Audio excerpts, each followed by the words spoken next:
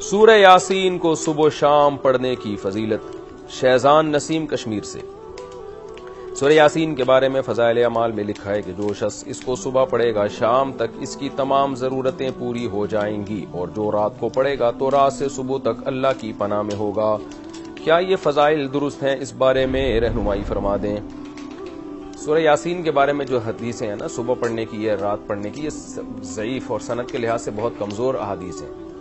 اب بعض علماء کی رائے چونکہ یہ تھی کہ ضعیف احادیث بھی فضیلت میں ایک بیان کرنے میں اور کوئی حرج نہیں ہے، تو شیخ الحدیث حضرت مولانا زکریا رحمۃ اللہ علیہ کا یہی موقف تھا،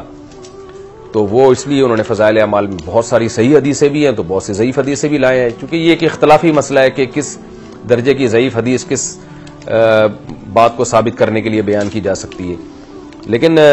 بعض علماء کا موقف یہ ہے کہ آپ کے پاس صحیح احادیث اتنی ہیں کہ ان پر اگر آپ عمل کریں گے تو ضعیف تک جانے کا آپ کے پاس ٹائم ہی نہیں بچے گا، تو بہتر یہی ہے کہ